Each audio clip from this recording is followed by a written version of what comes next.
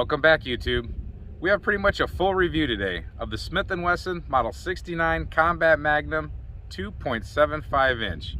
There's a longer version of this, I think it's 4 inches, but this one here is 2.75. I call it the little shorty. It's a mean bugger. Now, in my opinion, this is a really good size. This is Smith & Wesson putting the 44 Magnum into the L frame. So very concealable. I like to carry it just like that, outside waistband. I carry outside waistband a lot, but for revolver carry, of course, it's very comfortable because of the cylinder. You don't want that inside waistband too much. However, drawability and for the most part, general concealability, not too bad. It's got a great size grip on it. I like this grip. This is perfect in my hand specifically. It's a little bit small for the 44, but hey, you got to trade somewhere if you want concealability and carryability. So, but like I said, great drawability. The sights, just your typical orange front sight, blacked out back. Someone at some point before I owned this firearm had put a couple white notches, or it already had white notches. I'm not sure. I didn't own this from the very start, but we got 5 shots of 44 Magnum. This thing can handle everything. I have on the table here some of the things I typically shoot through it. We're going to shoot today. I carry this PMC Bronze 180 grain. I carry that a lot. I'll put the velocities up on screen, and we're going to do some chronograph testing today. But I carry this a lot. It's a jacketed hollow point.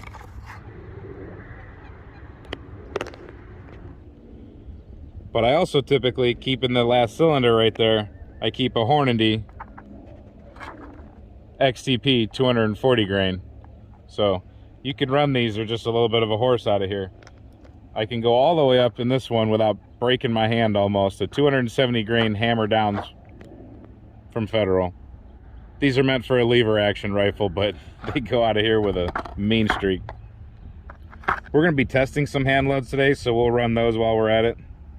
We have your very typical round for a 44 Magnum, 240 grain jacketed soft point. This is what you're almost always going to find at the gun store. And then we have a blast from the past. Check out that price. I have no idea how old these are. I don't know what that store is, but those are 240 grain Lubaloys. And I only shoot these every now and then. This is the only box I've ever had. These are pretty cool. These are smoky, but these are hammers. Just like the hammer down. Last, we have 44 Special. Just have a handful of these. 44 Special is a really neat cartridge. If you want to shoot this just for fun, or any 44 Magnum just for fun, load it up with 44 Special. It's like shooting a 38 Special out of a 357. It's incredible how this compared to this, I mean, drastic difference. Now, a lot of people are going to say that the 44 Magnum is way too much for a carry round. Well, that's debatable. Where do you live? What type of targets might you encounter? Are you in bear country? Are you in any kind of animal country? Do you have barriers to deal with? How many people do you think you might encounter in a day? It's definitely not something that I carry if I go to some of the more downtown areas or bigger cities. I do carry a speed strip. There's speed loaders, of course, but I don't really like them. But would I carry this as my primary weapon? Let's say if I had to go to downtown Seattle, downtown Columbus, downtown Miami, and walk around, would I open carry this particular setup? Probably not. Probably go with something a little bit different. Probably something a little bit more concealable, or at least higher capacity, so you can deal with more people if that's what it came down to. We always have to think about defense. This, however, for where I live, this is a perfect gun. This is a one-shot stopper. I'm not going to encounter too many people. I might have to shoot through barriers. I might have to shoot through a door. God only knows what I might have to shoot through where I live if I encountered an issue or an animal. The bottom line is this is a one-shot stopper. 357's the same way. It's a horse, but this is a bigger horse. This is a draft horse. Not too many people are going to take any shots from a 44 Magnum in the chest and walk away from it. We've seen people repeatedly take multiple hits to the chest from 9mm, 40 cal, 45, you name it. And they keep walking. Nobody's taking a 44 Magnum to the chest and continuing the fight. Definitely not. You're never going to hear of a 44 Magnum grazing off of someone's head unless it was truly, truly a graze. There's not going to be any bounce offs or anything weird like that. This is a man stopper, and depending on what you load it up with, I mean, it's a man exploder. This thing will take down animals no problem. This gun right here can take down a deer in a half a heartbeat. But like I said, you can also load it up with 38 Special and have a lot of fun. And when I do carry it for defense, I primarily focus on the 180 grain because that's going to be a manageable recoil. Like I said, I like to put the Hornady in there last just because that'll be my last oomph. If I have to get to that 5th round, I want one good punch. And in my speed strip, I do carry the heavier rounds because if I got to go at it with the next 5, I want the next 5 to count. I just have to keep in my mind that next 5, they're going to be a little bit heavy to handle, and you have to have some shooting skills. You have to practice, but it's possible, it's manageable. Some people have reported accuracy issues with their combat magnums. I don't experience that with this. I love this firearm as far as accuracy. I can do it up close, I can do it farther away, I can do it in between. It doesn't have a canted sight like some of them supposedly have. I never handled any of them other than this one. I didn't want the longer barrel. I wanted the short one for concealability. I wasn't really worried about shooting out at distance. However, it does shoot out at distance, and that's pretty cool. So being the shorty that it is, let's see how it does at 100 yards. That silhouette down there is exactly at 100 yards away. We're running the PMC 44 Magnum.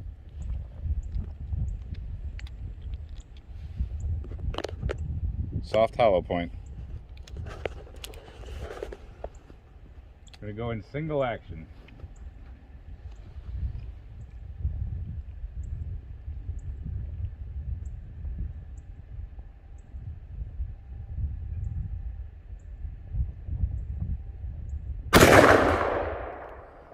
Got it.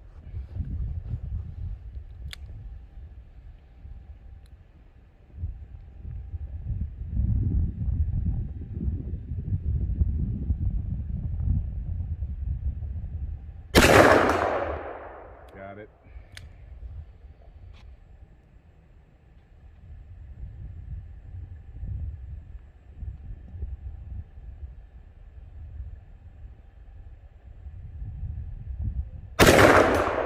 Got it.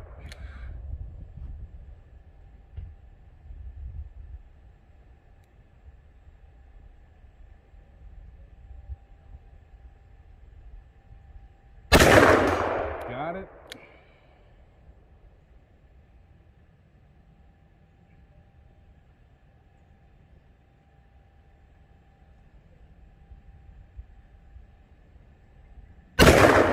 Got it. Now, look at the tracks in the snow. I wasn't practicing that today. This was a cold start. This gun is fantastic. Sometimes people say these aren't that accurate, especially the snubbies, but this gun for me is highly accurate. You just saw 5 hits on target with a 180 grain PMC 44 Magnum. Now, why did I pick this for a 44 Magnum? There's other models out there. There's the 629. The 629 PD really stuck out in my head when I was looking for 44s. I got to hold this and that firearm. However, that was the longer barrel 629. I think it was 4-inch, and I could have ordered the shorter barrel. But when I got this in my hand and I got that one in my hand, I was, you know, the air weight, it seems cool, it'd be nice to carry, but I'd hate to have to light that off in a defensive situation and then all of a sudden have to wake up with 44 Magnum, you know, on a surprise situation and then have absolutely no recoil mitigation. A lot of people like the 629s, and I'd like to have one myself, but at the time I chose this one. I wanted the weight, I wanted the heft, I wanted it to be a gun that I could truly just hammer away with. The other thing about this is that it is concealable even in the pocket. I couldn't get the 629 in my pocket, of course, but I mean, this is gonna look goofy, but I can seriously hide this gun in my pocket. Now, does it print? Sure. Is it there? Sure. Is it really good to carry these around without a proper holster? No. But if you needed to, trust me, I have carried this gun in my pocket almost as a backup gun before. I used to work in a gun store, and I carried my 1911 on my hip, and I carried my 44 Magnum in my pocket. And some people laughed at it, but I wasn't getting caught off guard. People used to laugh. What happens if someone takes your 45? I said, then I'll shoot him with my 44. And I concealed it like that all day long. It didn't bother me. Some people might think that's ridiculous. That's just me. Let's see how this thing shoots. So I don't shoot paper very often, and I don't shoot man-sized paper very often. But for this, right now, we're gonna show you what this gun can do for defensive shooting. So we're gonna go about 20 feet off this target. So the same condition as I always carry it, with the Hornady Whopper at the end, and the rest of them, the 180 grain PMCs. I'm gonna go from the holster.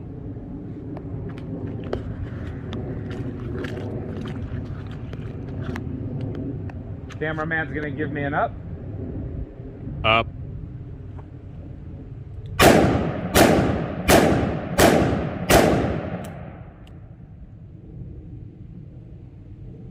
That's not bad. Obviously you saw me pulling down pretty good on that last one on my empty dry fire. That's what 44 Magnum will do to you. I had one drop a little bit low, but I'll take the rest of them right in the center of the chest. Let's try that with some hotter ammunition and see what we get. All right, now we have all Hornady butt kickers. So now that my mind's ready for 44 Magnum, I'm either gonna do good or I'm gonna flinch. We'll figure it out. But cameraman's gonna give me an up. Up.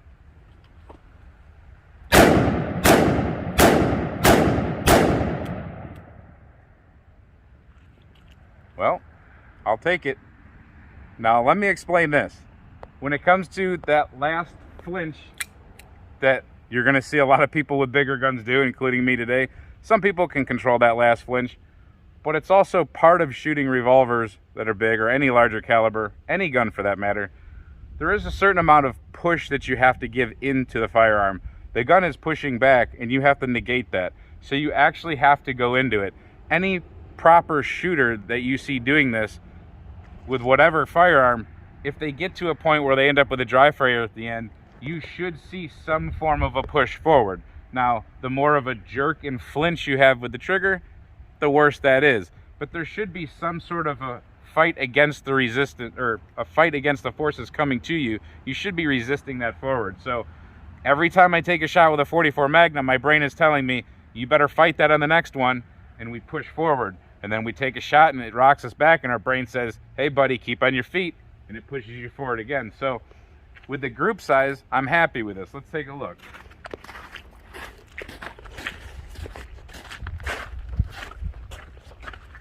So I'm not sure which one of these on the first 5 was the hotter round, but I'm really happy with this group.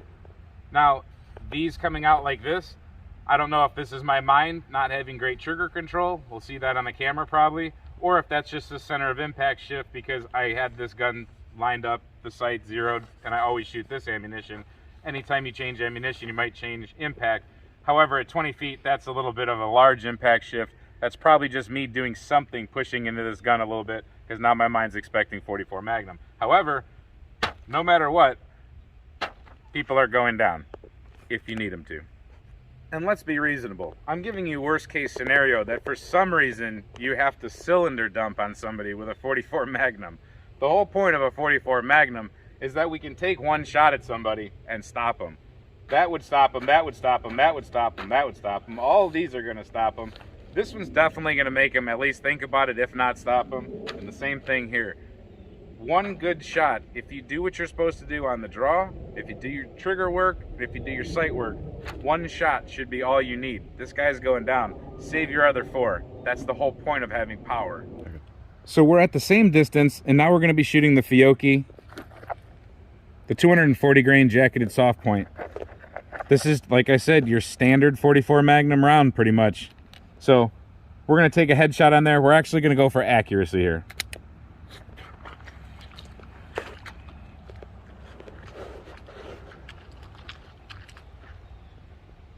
So I'll do it in double action.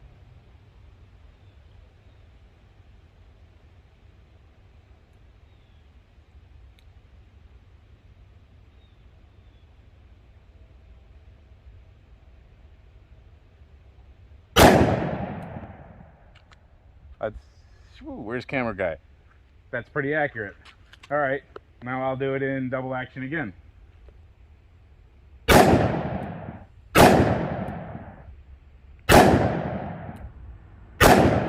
All right, let's go take a look at that real fast. So, admittedly, I tend to hold my breath a lot when I start shooting accuracy. That's what I'm doing here. Just holding them arms up, holding my breath, starting to fail is what I'm doing. These first 3 shots, that's awesome. And that's what this gun usually does. This is my failure over here. So we're gonna stay at the same distance, but now we're gonna use the Hornady XTPs. And those are 240 grain also. So I'll include a free shooting tip for everybody. When you're shooting and you're trying to go for precision, we don't ever want to hold our breaths. When I hold my breath, I came off to the left. You need a natural up and down, in and out, that gets your heart rate nice and flat. And if you're gonna ever hold your breath to take the shot, you hold your breath momentarily on the out breath. Let your breath out, take that moment to hold your breath, complete your trigger pull.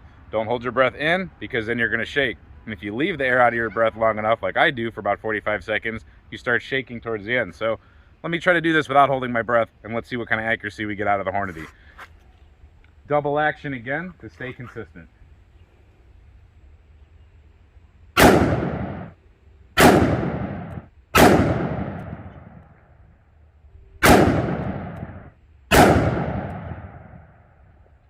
Let's take a look.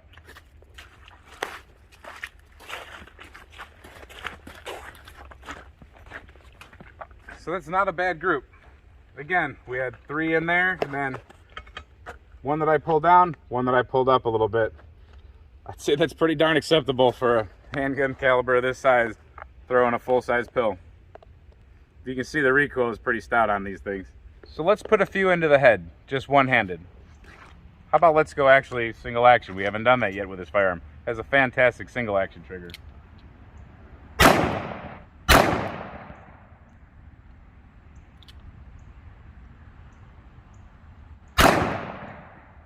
Now you'll see my hand move, but it truly isn't real recoil. It doesn't hurt at all, it just moves the firearm.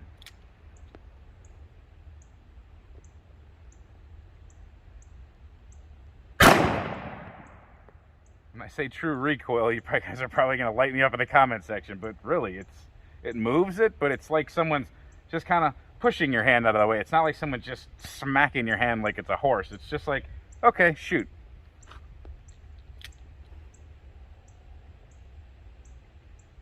I think that feeling comes from the heavy frame absorbing that. That's a pretty nice group right there. We got about the same group we did shooting 2-hand, maybe just a little bit wider open up, just a hair.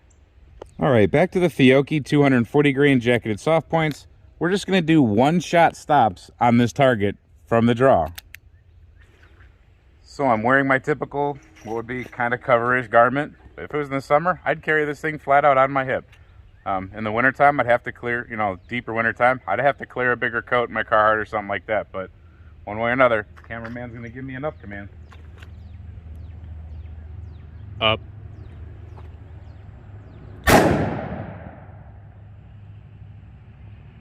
I'd say that's a 1-shot stop.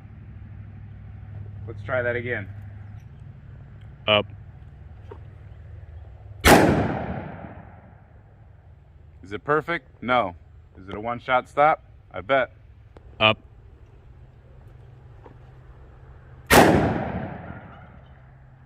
Did I fail to get my garment clear? Yep. Honesty's part of the channel, I'll show you that. Did I get one heck of a shot one-handed? Heck yeah. Up. A little bit off. Would that one have been a stopper?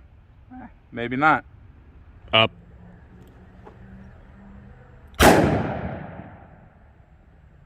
So I tried to take a headshot, and I did a Kennedy is what I did. So I clipped him on the top of the head. Would that be a stopper? Yeah, but in all honesty, would that probably sail over his head and continue going in a bad direction? Probably. Let's try a couple more of those. So now we're gonna go back to the Hornady XTPs, 240 grain. We're gonna change it up a little bit. We're gonna go pocket draw out of the left pocket. Now I've got a pocket full of brass. I got a garment to clear. This is gonna look sloppy. This would never be pretty in real life, pocket drawing a 44 Magnum. But let's see how we do. Up.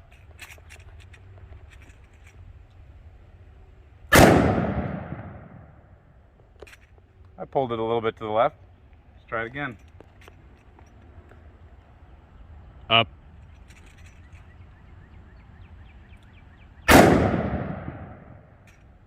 That one did what it needed to do. That's a one-shot stopper. Now I'm having to take 1 second to get my grip on this thing because you don't want to lose a 44 when you take a shot. Up.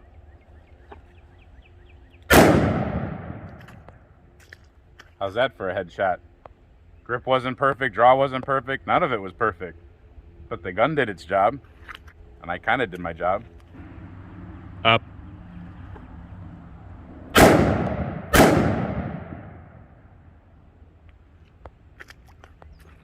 So I think I pulled one low, and I think I got one in there where it needed to go. You guys see it better than I see it right now. But one-shot stoppers, over and over again, one-shot stoppers. Even when I'm not doing well, I haven't missed the target yet, and it's starting to get to me playing around with the 44 now. But just pulling this thing out and using it, how would it work? You know, would your mind overcome the whole idea of 44? I've never had to do it. Let me know in the comments what you think would happen. So now we're going to shoot some 44 Special. It has a slightly shorter case than the 44 Magnum. These aren't any specific brand, these are hand loads. I'm going to show you the difference in recoil. It all of a sudden turns this thing into a baby. We've marked our outs. We have a couple new pasties up there. I'm just going to slowly take shots right at the center. I don't even remember if I have a point of impact shift with these.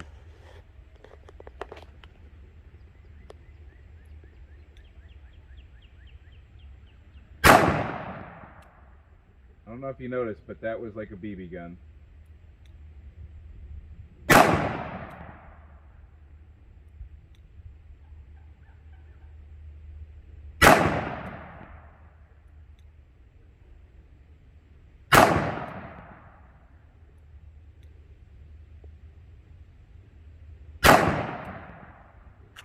Take a look at that real fast. So not the best group at 20 feet, but very acceptable and very fun for people. If you want to take your 44 Magnum and give it to someone who doesn't like recoil, give them this. It's almost nothing. So what I've done now is I've loaded up a Special and then one of the Theturkeys, the full Magnums, and then a Special and then a Theturkey. And we're going to hit one of those plates up there, and I want you to hear the feedback and see the recoil difference. I'm going to shoot in single action because I forgot how cool it is with this firearm. So this should be a Special. That might not have been. Actually, that was a Magnum.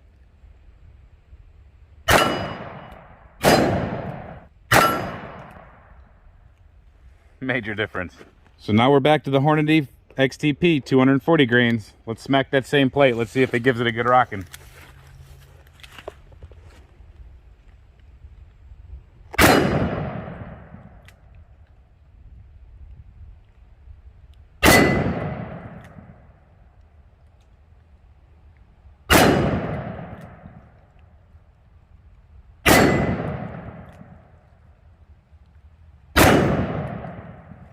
Man stoppers.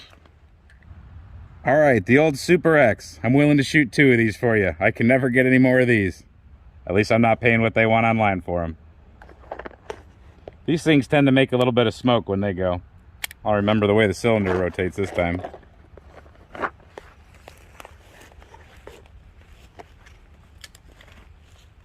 These always light my friends up when I let them shoot this gun.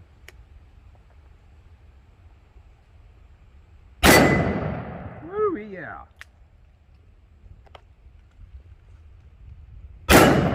Oh yeah. Those are fun. We've got something even more fun than that. The Federal Premium 44 Magnum hammer down 270 grain. Oh my god, and this stuff is reportedly going 1,715 feet per second out of a 20-inch barrel. Let's see how it does out of a 2 3/4 inch barrel. I'll put in 2 of those for you for right now. These things usually break my wrist pretty good. Better do these in double action. Oh yeah. Oh, I told you they're pretty powerful. Just real quick, I just wanted to test my reloads real quick. I'm going up in powders and I just wanted to check pressure signs or anything like that. I'm just going to take 3 shots at 3 targets. I get 1 shot with each. So the lightest will be on the left, and then a little bit stronger, and then a little bit stronger.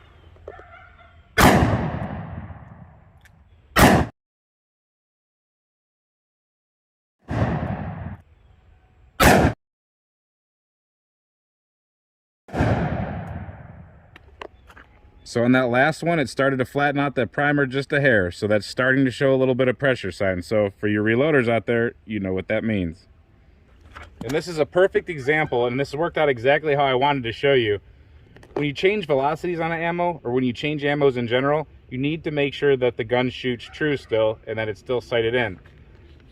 I've never shot these particular loads before, and I know that I was shooting, when I pulled the trigger, I know that I had good shots here. And you see they all go slightly to the left. So they're staying consistent with slightly to the left with my shot or the sights or the way the bullet works in this firearm. But with each increase in velocity, we had an increase in the impact of the bullet. This happens with my Ruger GP 100 all the time. 38s will land here, 357s will land here or higher. So that's a great representation of increase in velocity, increase in the point of impact. So one thing I really love about this gun and revolvers in general is look at all this brass. I don't have to pick it up off the ground. I get to save it all. And there's something extremely satisfying about reloading some of these larger cartridges like this. It's just really fun to go ahead and turn these back into new Magnums and shoot them all over again. These things will be ready to go within 2 days. So, 44 Combat Magnum, model 69 Smith & Wesson. Absolute man crusher, animal crusher, beer can crusher, whatever you want to crush, it'll crush it. If you can handle it. It's not for the faint of heart. My particular one is very accurate. I love this firearm. I won't let this one leave my collection, and I carry it a lot. Again, if I'm going to get into a situation where I need more capacity, it sits in the drawer. But for everyday carry around the house and around my property, and a lot of times at work, and just going to Walmart, especially to get them cranky at Walmart sometimes, Model 69 Combat Magnum, this one's my favorite. Let me know what your favorite 44 Magnum is, for fun or for carry. You're going to see this gun again here real soon in a gel test video. We're going to go through a lot of that ammunition that we've already used today. You'll get to see it again a few more times, I'm sure, doing a couple different things. Like I said, I really like it. And if you like what we do here at The Turkey's Opinion, please subscribe. Hit like, share this video around, let everybody know about this. And if you really want to help out, we're on Patreon, so there's where you can directly support us. In the meantime, thanks for watching, have fun, stay safe, and keep shooting. We'll see you soon.